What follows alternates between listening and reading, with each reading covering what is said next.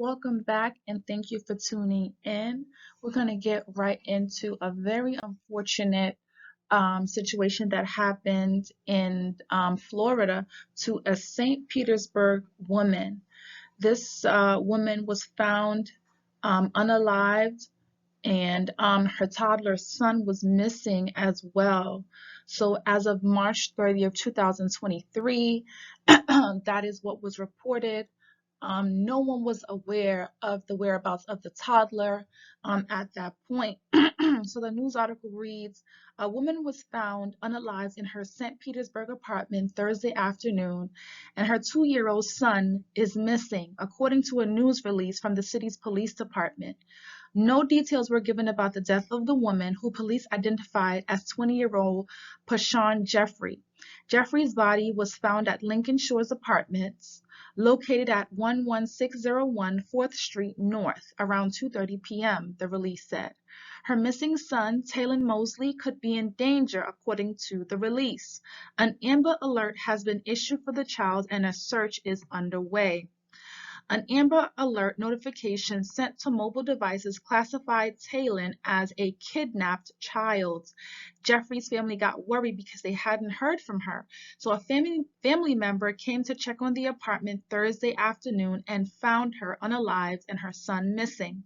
Police said. They said neighbors told them that they had heard some type of noise coming from the unit earlier, but it wasn't memorable enough to call authorities. Police described Jeffrey's death as a very violent homicide. Significant law enforcement presence was seen at the complex. Outside Jeffrey's apartment, authorities examined a blue Nissan sedan. Officers unloaded the car's contents and set up cones to mark possible evidence. A bloodhound from the Manatee County Sheriff's Office K-9 unit was brought to the scene to track the toddler. Police also are using drones and a helicopter in the search. A group of narcotics officers also were seen at the complex.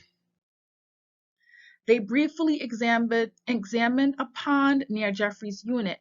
A flatbed truck took a trash dumpster to be examined for possible evidence, but few details about what happened at local shores were available by sunset Thursday.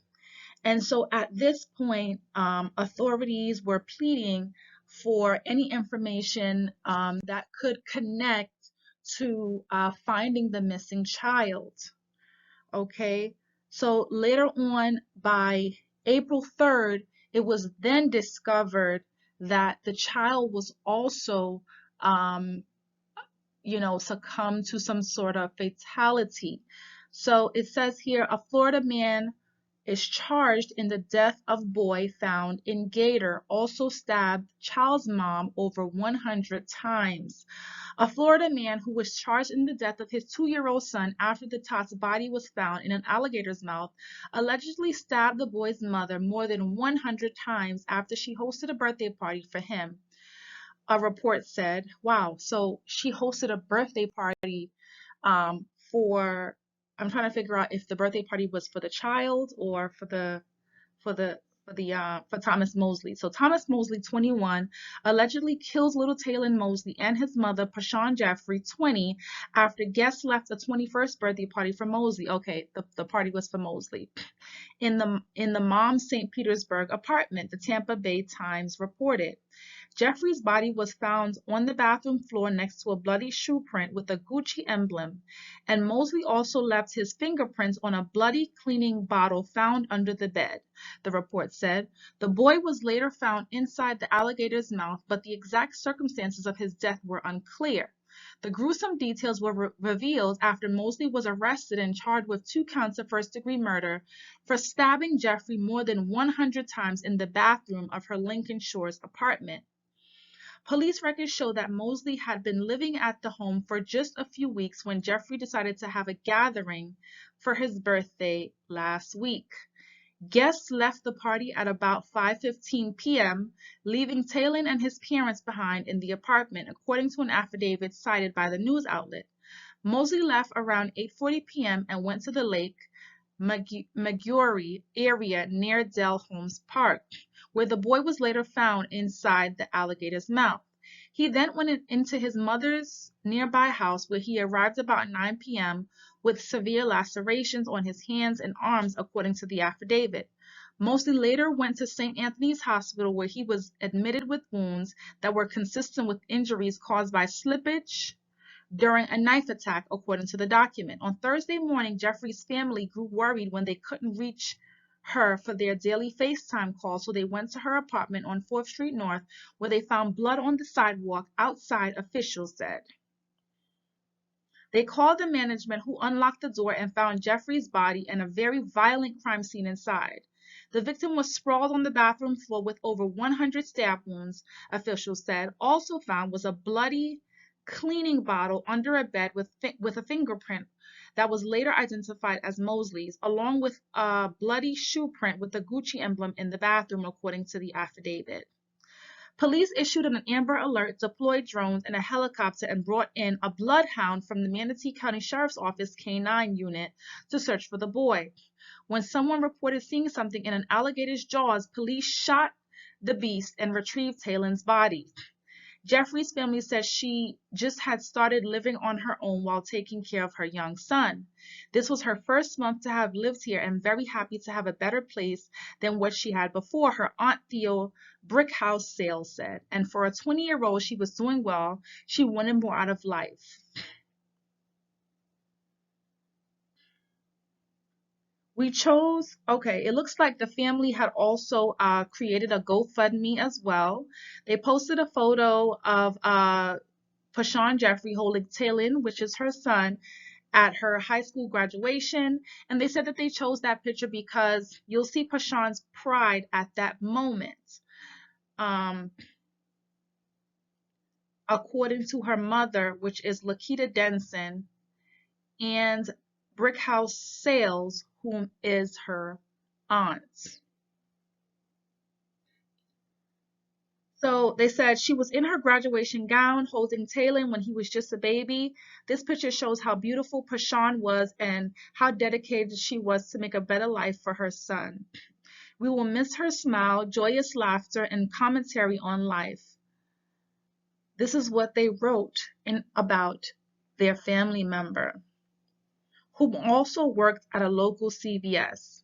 They said of the toddler, Taylor, that he was a sweet and happy toddler and loved his mother. They also added that to see them together and their love for each other was a blessing. The family launched a GoFundMe page to help with search efforts, but said after Taylor was found that the nearly $30,000 raised so far will go toward memorial expenses. So the family was grateful for the funds raised for the GoFundMe, and the family, according to this article and another article, is still mourning the loss of their family members. It looks like the family member that eventually went out to check on Pashawn had called Pashawn and did not reach Pashawn. It went to voicemail.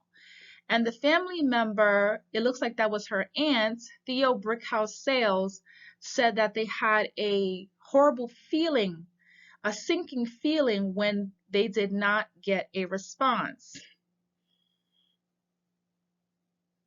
And their gut told them that something was wrong.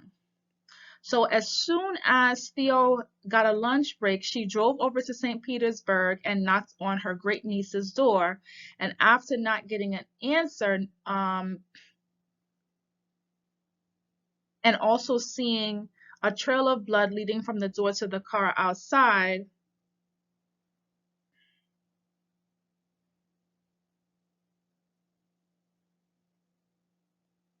this is what grew the suspicions in order for them to have the residence unlocked.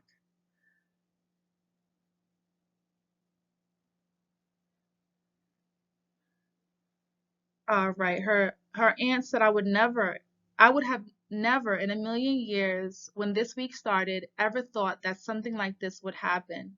Brickhouse Sales said, her voice cracking, we were supposed to have taken Taylor on Saturday. So apparently they had already had plans, And this was something that was very unexpected.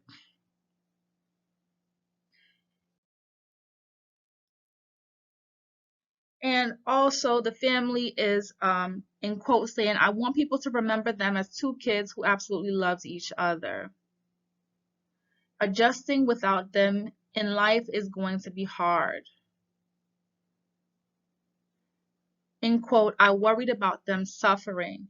So I'm not sure if there was anything going on that would have made the aunts to um, believe that they were already in danger, or if that comment is just in relation to knowing some of the details of how they passed away. It's a very unfortunate situation, and this is the this is the clip here that went viral of Thomas Mosley just before being booked. This is Thomas Mosley being transported because of the injuries of when the knife attack occurred. There also were injuries that they had due to, I mean, it was 100, I think it was over 100 stabs.